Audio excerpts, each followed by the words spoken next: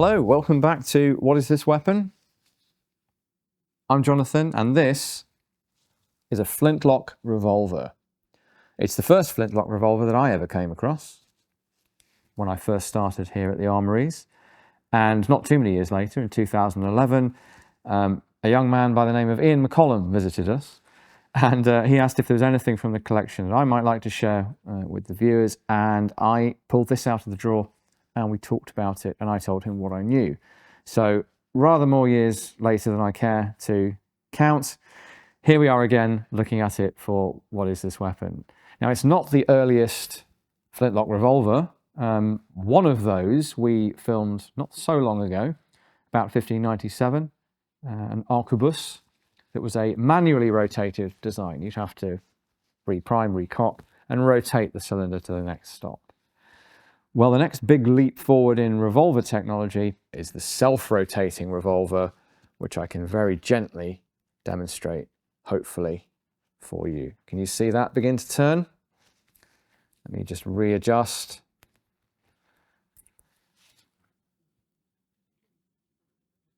There we go. So as I draw the cock back, the cylinder revolves. A flat spring with a nubbin on the end drops into a little dished out socket on the top of the cylinder, which is the only indexing. It doesn't lock it, but it's the only indexing we have on these early revolvers. That's carried over from the really early ones of about 1590-ish that are manually rotated. And then that comes all the way to the rear and cocks. And this chamber and this pan cover here are now ready for action. This is not quite the Colt style single action. It's not cock it, fire it, but it's nearly there. You would have to drop the striking steel down into position for firing, but that's all you'd need to do, because you, like the manually rotated designs, you have pre-primed all of your chambers, 8 chambers on this. So you load a powder and ball, of course, you prime all your pans, close all the pan covers, which are spring kept as well. You can see there's an open pan. So let's pretend we fired that off, in fact. We then, and I'll move this out of the way so it doesn't get scraped anymore, because it's seen a lot of action, this. Lots of damage there. And then if I pull the trigger and lower the cock down, you should see this rod on the side come into play. And as the cock flies forward, there we go. The rod comes forward and pushes the pan cover out of the way. The sparks have already fallen from the steel. They land in the pan. You get the flash in the pan, and the main charge goes off. So if this is in brand new condition and is working properly, it's 2 actions to fire, like a Spencer. You know, I've tried to define, as have other people, what a repeater is, a repeating firearm. Well, the Spencer is nearly universally regarded as a repeater, and that is operate lever, cock hammer. This is only 2 actions as well. So I'm happy to call this era of self-rotating flintlock revolver a repeater. Now, as mentioned, this technology, which we'll show you on screen with photos, because I'm not going to take this apart again when we already have some nice photos. This is very simple, and it's so eerily similar to Colt's take on this as well. So in the back of this cylinder are cut some slots, some angled slots, and on the toe of the cock, in this case, not a hammer, there is a pivoting lever, the hand or the pawl on a modern revolver, and that pushes up and rotates the cylinder around. So as we come back, so that inevitably gives us a left hand, an anti-clockwise rotation for the cylinder, because the pawl has to be where it is. It knows this because it knows where it isn't. If that makes sense.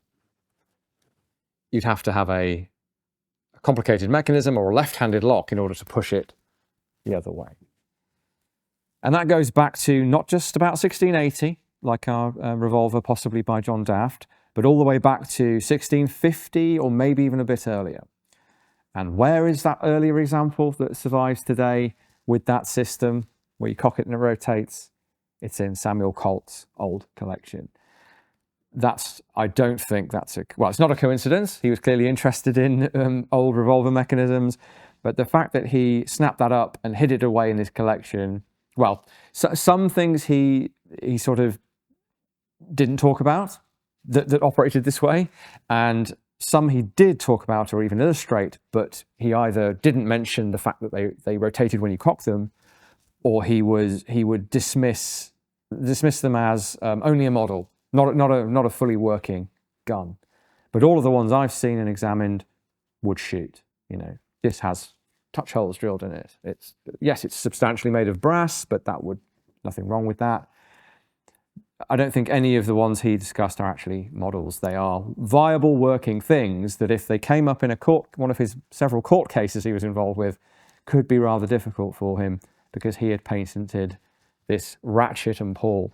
Ratchet? A ratchet system. Back in 1835 for the UK patent, 1836 in America. Now, I don't think he ripped this off, and I don't think he ripped off the Dafte revolver or so the piece in his old collection, it's now the Wadsworth Athenaeum, and that is a carbine, and probably Dutch, we think. Dutch or perhaps German.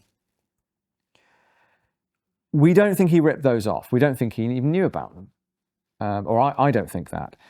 I think he discovered later that these things existed and they had preempted his clever design and sort of tried to deprecate them and make them less well known about. There was a rumour, a myth, that he stole one from the Tower of London. As far as I can tell, that's not true. But he did minimise this technology. Now, the reason I think he didn't rip it off is that his first patent has a separate plate for the ratchet cuts that's attached to the back of the cylinder. If he knew about this system or had the ability to perfect it, he would surely have jumped straight to that simpler, cheaper, slightly lighter system.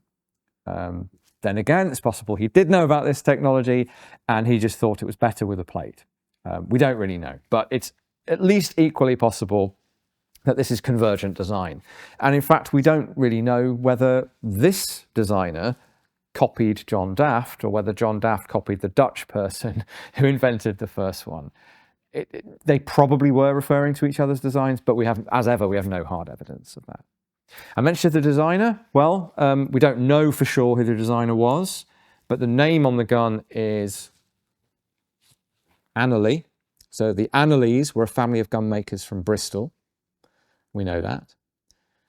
The initial has been read differently by different authors as either a T or an I, and that would be Thomas, one of two Thomas Annaleys, because people love to name their sons after themselves, and so it's a little bit uncertain which Thomas Annally it would be.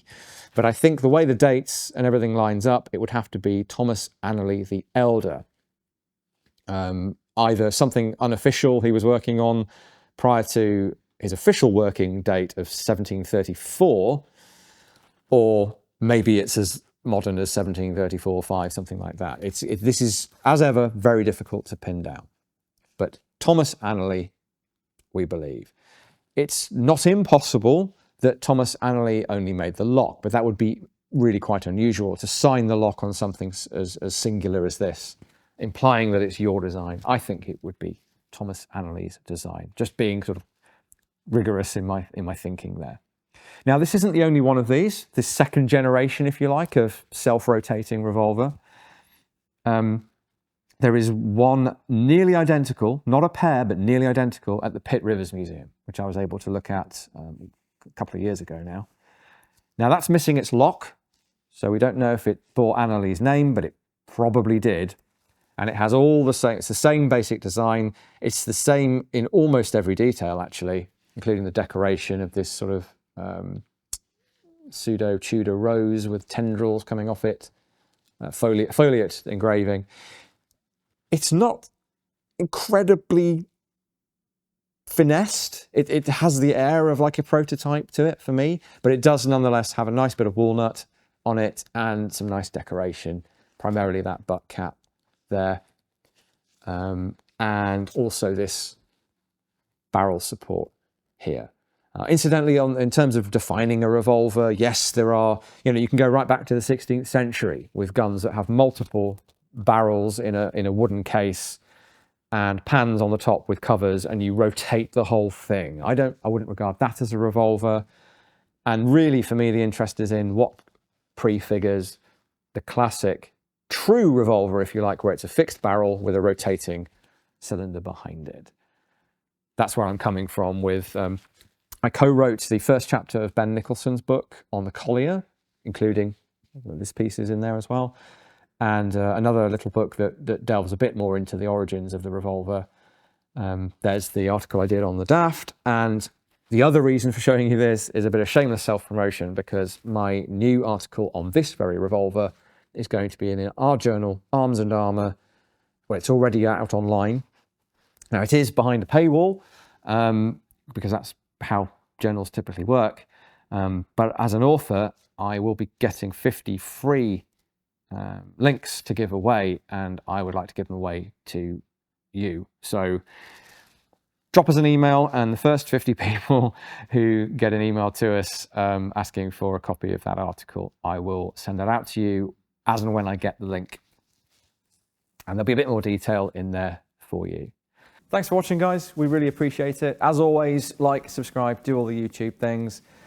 Check out our website for any events. Whatever you do, join us again here next week.